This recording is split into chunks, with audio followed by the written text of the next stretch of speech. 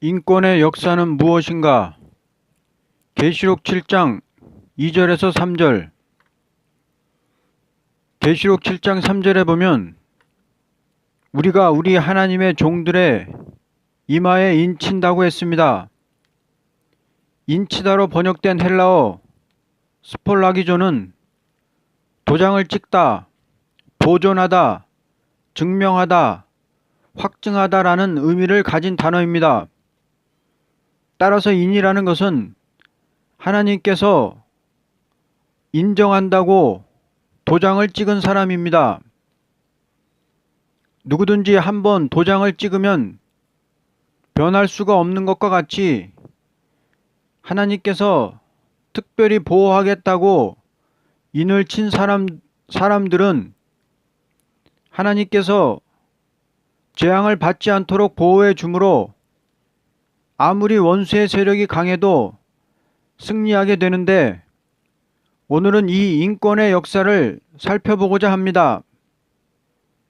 계시록 7장 2절에 다른 천사가 살아계신 하나님의 인을 가지고 해 돋는 데로부터 올라와서 땅과 바다를 해롭게 할 권세를 받은 네 천사를 향하여 소리로 외쳐, 다른 천사에 대해서는 다른 천사의 역사 계시록 10장 1절에서 3절의 설교를 참고하시기 바랍니다. 다른 천사의 일은 기독교 종말에 바벨을 쳐 없애고 새 시대를 이루는 종들의 역사인데, 가장 크고도 강한 역사는 다른 천사에게 보여준 역사입니다. 이 역사는 변화송두를 들었을 역사를 보여준 것으로, 이 역사로 말미암아 완전한 왕국이 이루어집니다. 땅과 바다를 해롭게 할 권세를 받은 네 천사에게 큰 소리로 외쳤다고 했습니다. 이 네 천사도 이미 설명한 바와 같이 계시록 9장 15절을 대조하면 분명히 중동에서 터질 전쟁을 좌우하고 있는 4대 강국으로서 보게 됩니다. 해 돋는 데서 나오는 종들이 그 4대 강국을 향해서 외치길, 다른 종들의 이마에 인을 쳐서 14만 4천을 채우기까지 세상을 해하지 말라고 한 것입니다. 만일 하나님께서 이런 무서운 종말의 환란이 터져 나올 때가 되었는데도 불구하고 새로운 역사가 없이 잠잠히 있다면 기독교의 종말은 큰 위기를 맞는 현실에 처할 것입니다. 노아 때도 롯의 때도 미리 비밀을 알려주는 준비가 있었거든. 땅과 바다가 피해를 당할 이 바람인 대환란을 앞에 놓고 시대적인 비밀을 증거하는 종들의 역사가 없을 수는 없을 것입니다. 따라서 14만 4천의 종들의 이마에 인을 치고 그 종들의 역사로 알곡을 다 거두어 드릴 때까지는 전쟁을 일으키지 말라고 큰 소리로 외치는 것입니다. 이것은 은혜 시대의 역사가 아니고 진노의 날의 역사를 하나님의 인이라고 한 것입니다. 하나님께서는 당신의 사랑하는 자에게 아무런 증거 없이 일을 하게 하시는 하나님이 아니시고, 확실한 인을 치시는 동시에 사람을 들어서 쓰는 것입니다. 은혜 시대는 죽은 영을 살려서 성신의 인을 쳐서 신앙의 확정을 마음에 가지게 하여 담대히 증거하게 되었습니다. 은혜 시대는 죽은 영들이 예수의 보혈 공로로 죄사함을 받고 은혜로 성신을 받게 되므로 민족적 국경의 차별이 없는 은혜 시대를 이루어 많은 심령들이 구원을 받은 것이요, 하나님의 인이라는 것은 마음의 성신의 인을 받은 하나님의 자녀들을 성별시켜 남은 자가 되게 하고 악의 세력을 몽땅 없이 하는 종말의 역사를 하나님의 인의 역사라는 것입니다. 하나님의 인이라는 것은 최후의 인간으로서 가치를 발휘할 수 있는 인격을 주는 것입니다. 성신의 인은 최고의 가치를 발휘할 수 있는 사람이 되는 길에 초월하면 하나님의 인은 끝을 맺는 완전 승리의 열매를 이루는 것을 말합니다. 성신의 인을 맞은 사람은 죄에서 해방되는 운동을 했다면 하나님의 인을 맞은 사람은 원수를 완전히 없애는 결전을 보게 됩니다. 기독교의 이날까지 역사는 성신의 인을 맞은 종들이 죽어도 변치 않고 십자가를 증거한 것입니다. 아무리 어려움이 와도 십자가 중심에서 끝까지 믿고 나가는 것은 불변의 내적 증거라고 봅니다. 이날까지는 성신의 인을 중심한 기독교로서 어떠한 박해가 있어도 승리하고 내려왔었습니다. 그러나 이제부터 하나님의 인의 역사를 받은 사람이 아니고는 교회를 바로 인도할 수 없는 것이 첫째로 오는 환난입니다. 이 첫째 환은 어떤 건물이나 땅이나 사람을 해치는 것이 아니고 하나님의 인을 맞지 않는 사람만 해야 하는 것입니다. 그러므로 하나님의 인의 역사를 받았느냐 받지 못하느냐에 따라 화를 피하느냐 피하지 못하느냐 하는 문제가 결부됩니다. 그런데 이것은 불신자나 교인들에게 해당되는 것이 아니고 하나님의 종들에게 해당되는 문제입니다. 기독교가 하나님의 인의 역사를 받는 종이 아니고는 아무런 일도 할 수 없는 난국을 만날 것입니다. 하나님의 인은 내적 증거만 아니요 완전한 인격을 이루어 원수를 무찌르고 나가는 역사입니다.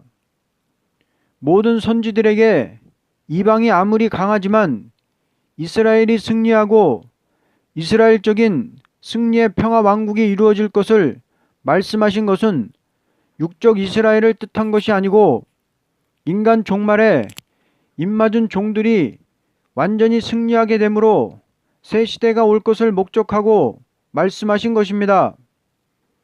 그러므로 어느 나라든지 참된 종으로서 붉은 세력을 완전히 승리할 용사들은 해돋는 편에서 나오는 하나님의 인의 역사에 하나같이 참여하게 됩니다.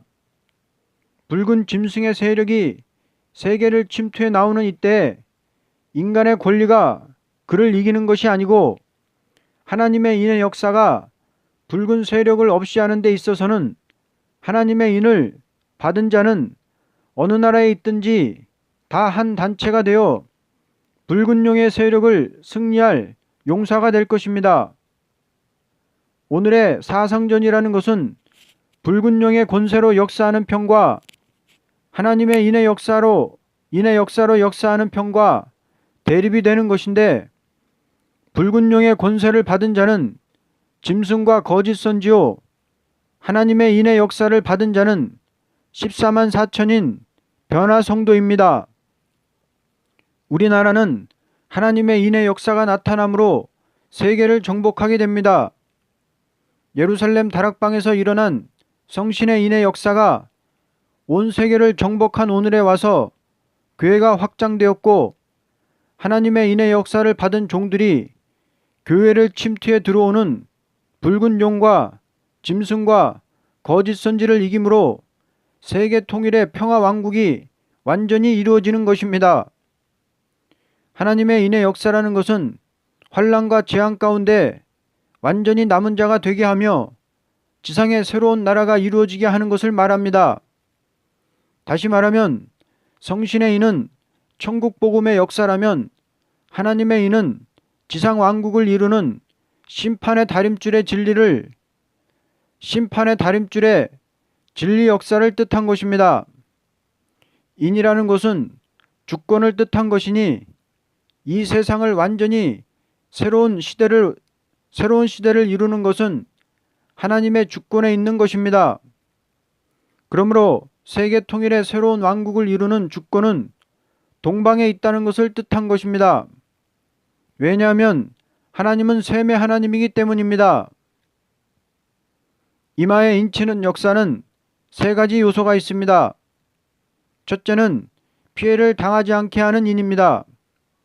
인을 치는 일은 하나님께서 종마다 직접으로 치는 것이 아니고 인의 권세를 받은 종에게 정권을 맡겨 인을 치는 역사를 함으로 한 단체를 이루게 하는 것입니다. 몸이 죽고 그 영혼이 구원받는 것은 단체적인 구원이 아니고 개인 한 명이 천사의 인도를 받아 그 영혼이 낙원으로 가는 역사입니다. 그러나 인을 치는 역사는 한 단체를 이루어 단체적으로 역사하다가 단체적으로 주님을 맞이하는 것입니다. 둘째, 권리 행사로 되는 일이니 예를 든다면 큰 전쟁이 있을 때 군부에서 권리로 군대를 모집하는 것이나 같은 뜻이 있습니다. 왜냐하면 기독교 종말에 적그리스도와 싸우는 역사이기 때문입니다. 그러므로 하나님께서 선구자가 되는 종들에게 권리 행사를 맡겨 강건으로 종들을 깨우쳐 즉시의 무장을 가지도록 하는 역사이니 은혜시대 역사와는 다릅니다. 은혜시대 은사 역사는 믿지 않던 사람들이 각자가 깨닫고 회개할 때 개인이 은사를 받게 되는 일이요, 하나님의 인의 역사는 이미 은혜를 받고 시련 가운데서 때를 기다리고 있던 종들이 각성을 받고 일어날 때에 하나같이 새로운 역사를 완전한 영감으로 받게 되는 것입니다. 만일 지폐를 가진다 하면 다소를 막론하고 참된 종들은 일시에 인의 역사를 받는 일이 있게 될 것입니다. 예를 든다면 훈련소에서 군대들이 일시 훈련을 받고 나가듯이 하나님의 종들이 권리 행사를 행하는 종을 통하여 일시에 완전한 영감을 받게 될 때 하나같이 권리 있게 싸우는 용사가 될 것입니다.